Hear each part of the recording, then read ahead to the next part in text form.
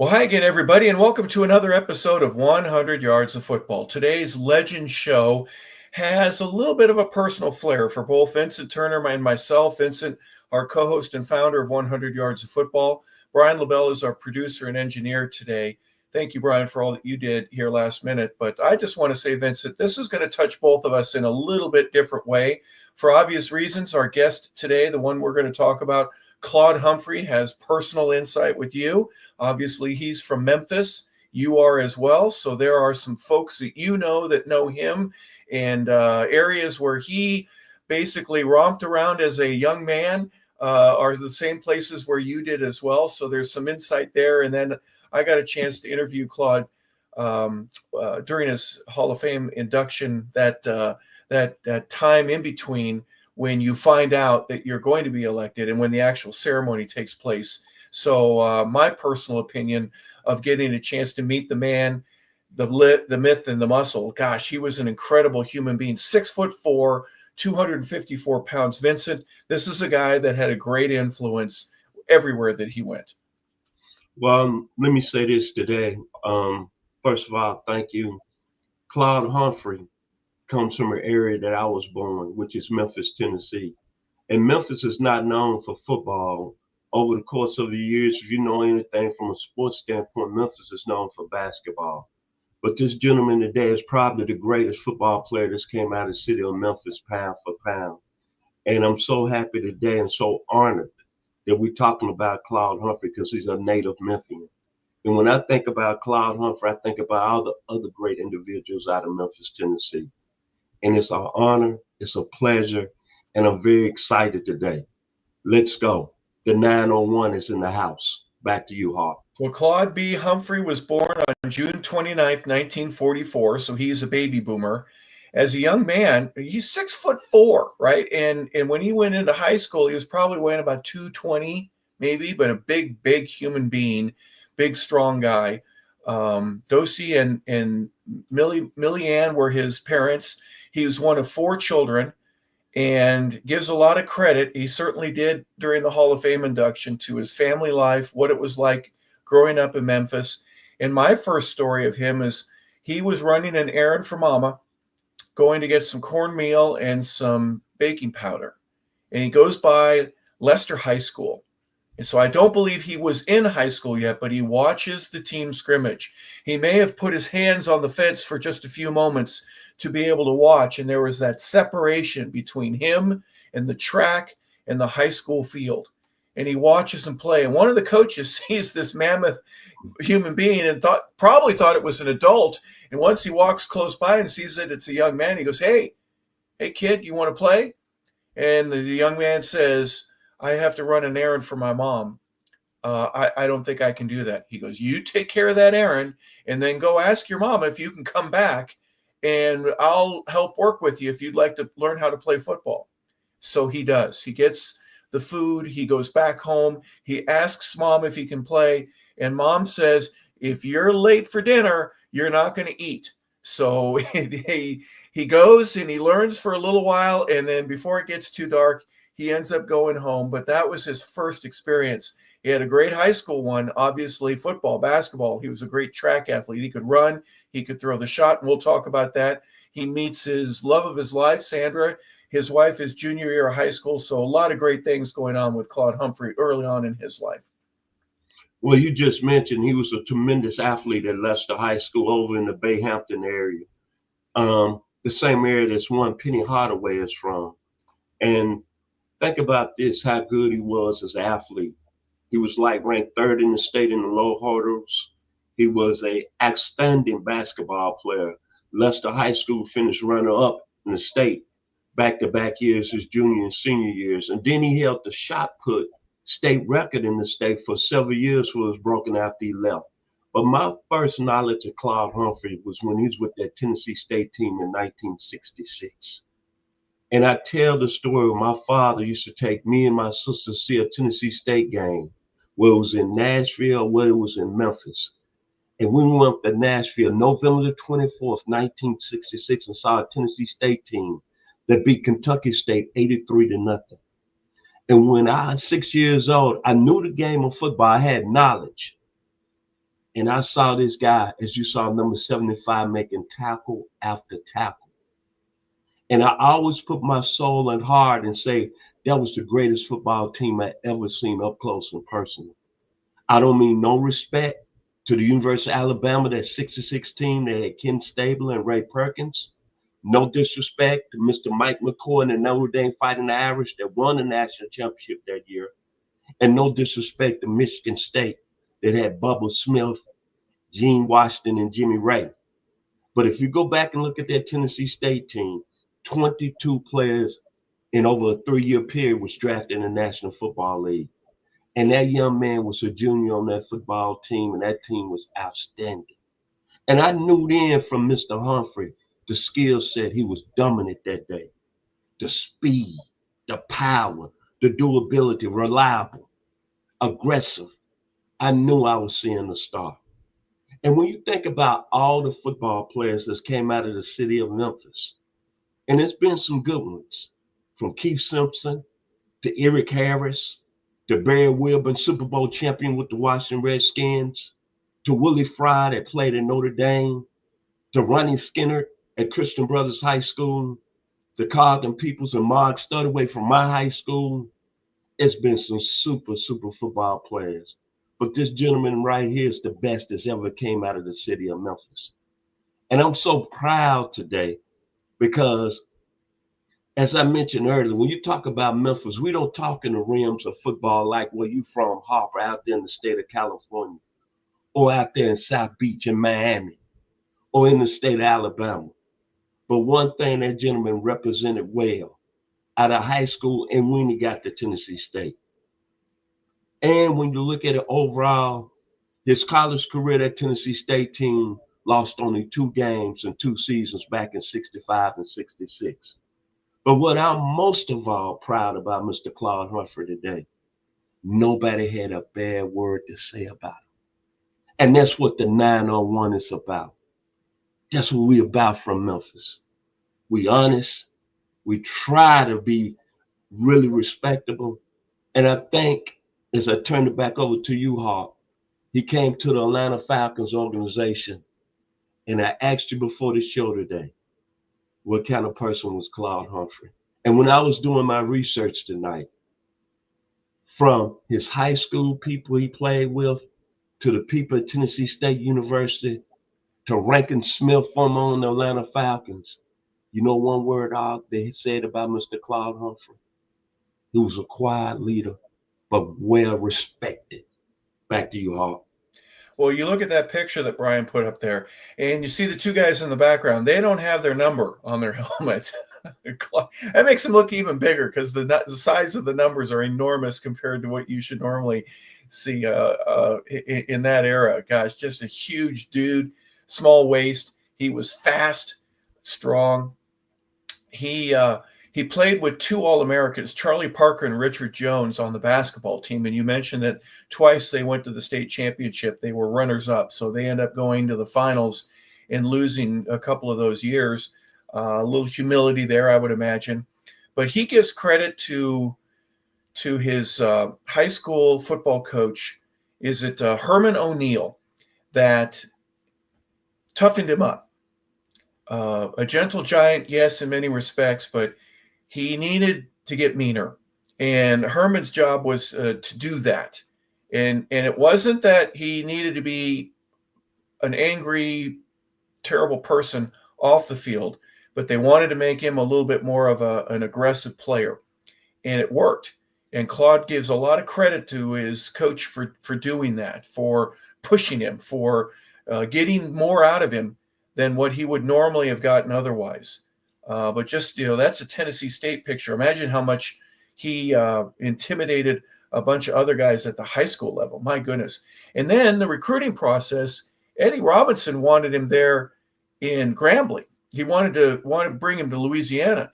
And Claude didn't really like it there. He goes, there's not a whole heck of a lot to do in Grambling. I wanted to stay closer to home.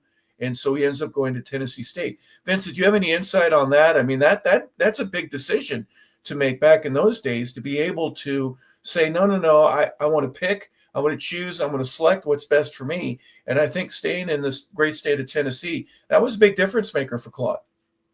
You brought up one good point. He wanted to stay close at home. Nashville is only a 3-hour drive from Memphis. Number two, he loved the city of Nashville, and he loved Tennessee State University. And he loved the Gentrys. Mr. Harold Gentry played a big part. But most of all, was the head football coach, John Murph. And when you look at it, it was a perfect story for a perfect person. And at that time, Tennessee had it smoking. Like I said, I mentioned earlier, 22 players over a 3-year period drafted in the NFL that played with Claude. Jimmy Marcellus, Kansas City, King Dunlap Sr., Johnny Robinson, Alvin Coleman. See, people don't understand this, but they were special football players, my man. And then they had one of the best quarterbacks that's ever came through the SWAC. Everybody talks about Doug Williams. Everybody talks about James Harris. But they don't talk about in the same realms that young man out of Booker T. Washington High School in Houston, Texas, by the name of Eldridge Dickey. Yep. And Tennessee State was must-see TV. And Claude Humphrey was must-see TV. So he wasn't going to go nowhere else. I don't care how impressive your record was to your Grambling faithfuls today. We're not talking about Grambling today. We're talking about Tennessee State in the house. And we're talking about a gentleman that set the tone for a great football team during that period. And once again, I saw it up close and personal. One of the greatest times in my life that I go back and I think about it every day. Think about a 6-year-old going to see a game at Hale Stadium up there on the campus of Tennessee State University on Hale Street, and hearing the sounds of the Four Tops, I Reach Out. And at the time, Stack Records is just blowing to another level. Otis Redding, the Barcades. And you got a football team in the state that's rocking like that. Granted, they might have been on the HBCU level, but it doesn't get any better. And you know what's so ironic today that I'm very happy? You think about Stack Records was on the ascension. And the guy that was leaving the way was Otis Redding. He's from Macon, Georgia. And today we're talking about Tennessee State. And Otis Redding was in Memphis, Tennessee, and the state of Tennessee was rocking. Couldn't get no better. Outstanding football player, outstanding times. And I'm a 6-year-old eating cotton candy and looking at my father, Chester Turner, and said, oh God, I want to be like them. But unfortunately, I couldn't be a football player. And then with my 2 sisters, and one of them was a baby at the time, it couldn't get no better. That's why I love the game of football. And that's why I'm glad today we're here on 100 Yards Football with a very talented individual from the state of California. Back to you, Mr. Harper LeBel. Well, Claude Humphrey ends up on that campus in 1964 as a freshman, and he's been recruited as an offensive lineman. And John Merritt, the head coach, between that freshman and sophomore year, decided to move him over. I think Claude was a little bit too athletic. He was too big. He was too strong. He was too fast. You throw that speed factor in there and the power that he had, maybe we ought to move this guy. And they do. And at 65, 66, 67, his time there, he just grows and turns into an outstanding defensive end there for the Tigers. All-American honors and everything else that is associated with that. He gets looked at the pros. And in those days, it was a AFL, NFL world, and the Falcons end up picking him up in the 68 season. That's his first year with the Falcons. And after a fantastic college career, Claude comes to the National Football League and plays for one of the worst franchises in between them and the Saints. Both of them come in the same year. Thank goodness that Tommy Nobis was still around, because Claude was a one-man wrecking crew, and they needed others. You needed linebackers and you needed safeties. And later on in his career, he was able to be on a better team and obviously ascend to the Super Bowl. They got to play in 1980. But for right now, the Falcons pick him up, and what an addition he is for Atlanta. But Marion Campbell, the coach there, realized that this guy didn't know as much as he needed to, and they had to add a second move. They had find a way to get Claude to increase his productivity and come up with a different way. So Claude was quick to give Marion Campbell credit for changing and altering his approach to the game. He's starting to get paid, of course, but back in those days, you weren't making a heck of a lot of money, but you were making enough to make a living for yourself, and that was a great thing. And he realized, Claude did, that developing a second move and even maybe a third move was going to be a difference maker. They didn't start counting sacks until 1982, and that was after Claude was done. He had retired. But Vincent, I'm going to tell you right now, from the get-go, he was a difference maker, and his ability to get to the quarterback was legendary. Reggie, Bruce, Kevin Green. There's only a couple of guys in the league's history that got to the quarterback more than he did. Even though they didn't start counting, people started to register his sacks, double digits, starting in his second year. Claude Humphrey was a difference maker. You think about this, the 6-day draft, not to go back, but you had Ron Yeri out of USC that went #1 overall and had a Hall of Fame career. That's for you, Mr. Stephen Travers, USC alum. Then you had Bob Johnson that was drafted second. Then you had some other Hall of Famers that was in that draft, and Curly Culp, Charlie Sanders, Art Shell, and Ken Stabler. But I'm going to say this. You're looking over all that draft, Claude Humphrey might have been the best player overall in that draft. And the reason, let's be honest here, because the Falcons did not win a lot of football games. And that's why when we talk about football players, I know we talk about a lot of wins and losses, but that's why I got so much respect for Mr. Tommy Nobis and Mr. Claude Humphrey. To go out and still play at a high level and you losing, that says something about you. That says something about you inside you. That says something about you, you're not going to quit. That says something about you that you're going to do your job regardless and still be a leader. Think about that.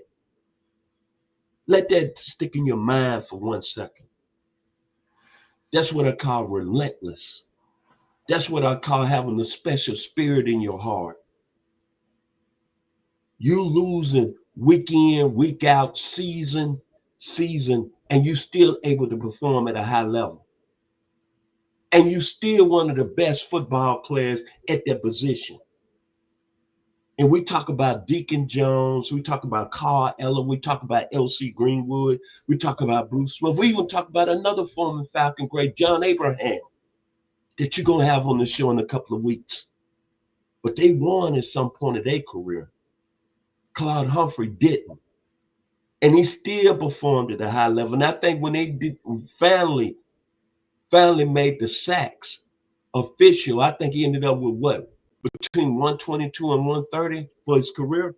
Yeah. But this is what makes me feel proud today to be a proud Memphian. And why I'm glad I'm from the same hometown as this gentleman. In 75, he had a serious knee injury. Well, it was almost career ending. But he comes back the next year in 76. And he has 12.5 sacks, and he's voted MVP by his teammates. Then the following year in 77, I think we're so lucky that we don't understand that we might be sitting here with the greatest defenses played in the National Football League in their history. 14-game season. What's the name of the defense, Harper? The Grits, what? The Grits. And who was the D coordinator? Jerry Glanville. Jerry Glanville, yep. 9 points a game in a 14-game season. Only 129 points allowed. 3,242 yards total offense. And they only gave up 1,384 yards through the air. Who was the key leader of that defense? He's from my hometown, the 901, by way of Tennessee State University, Claude Humphrey. That's what greatness is. That's why people talk about you today. That's why people talking about my hometown today. That's why I'm so blessed to be around a great Falcon and then have another Falcon talking about another great Falcon. The mic has dropped. Back to you, Mr. Harper LeBel. Yeah, the third overall pick in 1968, Norm Van Brocklin is the coach. He gets fired. The 69 season is with Marion Campbell. As I mentioned, Claude starts to take off in terms of his talent, his ability, everything that was associated with him. Rookie of the Year honor, obviously, in 68, but he became a Pro Bowler during that second, third, fourth, fifth year. Some great seasons for him personally, but the team wasn't any good at all. And the Falcons organization just didn't know what they were doing. If I can be perfectly frank with you, the results are you had a couple of really good players. You didn't have anyone on offense. You go and draft a couple of players later on. It is what it is.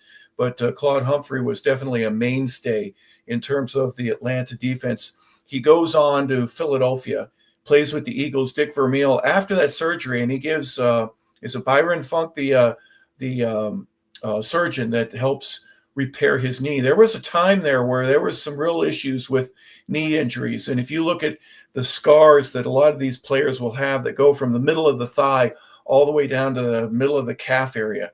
But he was able to piece him back together. Claude is able to play again. And as you can see, he's a Super Bowl player with the Eagles, the 1979 season, 1980 Super Bowl. They end up losing badly to the Raiders.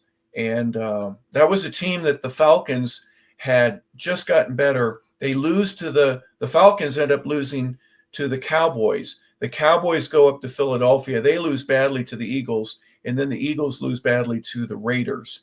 But a touching career, great numbers, even though they didn't keep stats. You mentioned, Vincent, somewhere between 122 to 130. You can add a half in there somewhere. Because the official statistics weren't made, you had to go back and look, and it just depends on who the statistician is. It's, I think he got a half a sack there. No, he got a full one there. No, I give credit to the other guy. There was some dispute about that, but the numbers speak for themselves.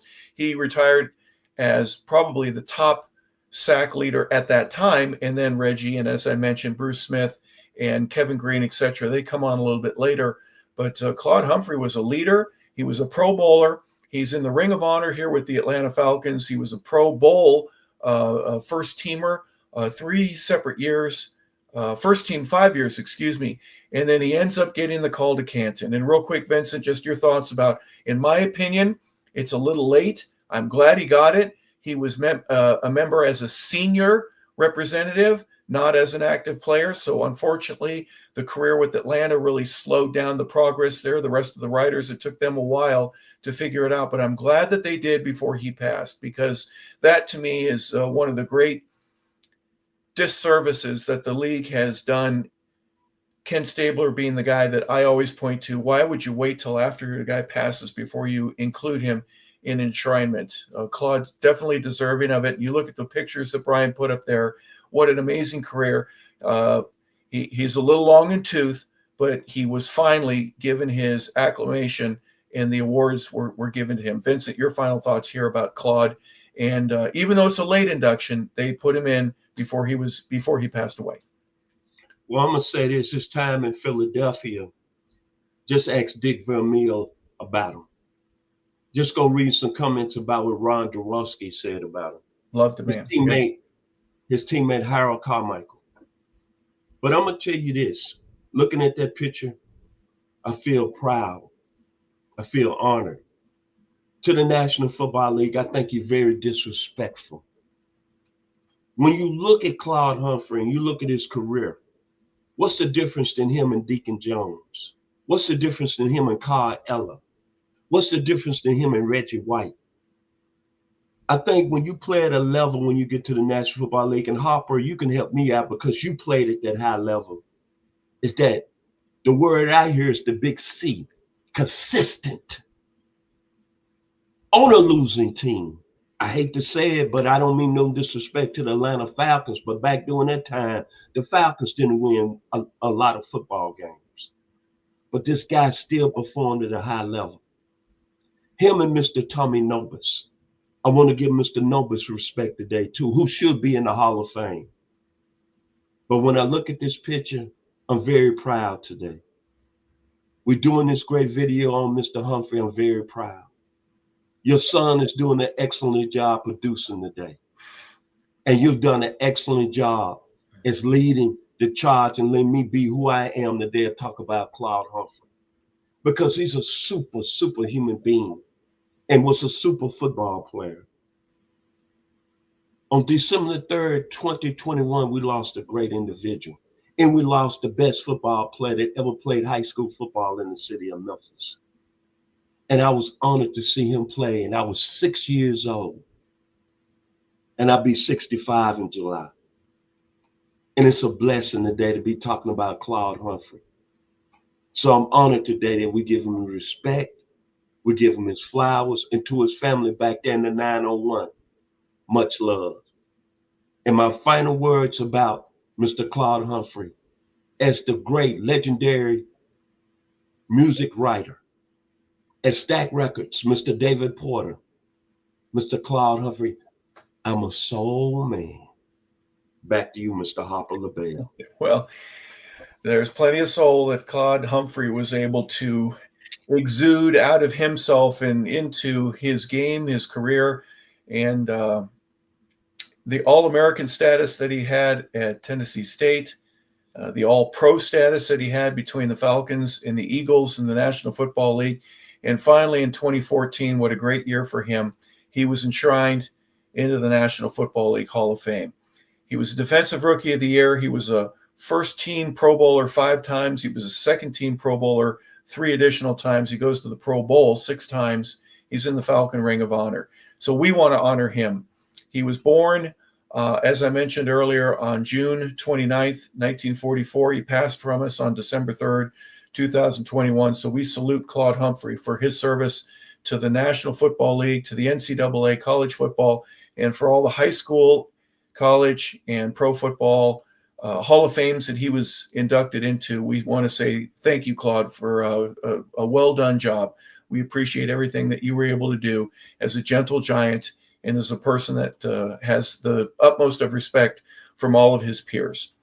So for Vincent Turner, our co-host and our founder, for Brian LeBel, our producer today, I'm Harper LeBel saying thank you for tuning in to 100 Yards of Football. This has been our Legend Show featuring Claude Humphrey. Thank you for tuning in. Have a fantastic day, everybody.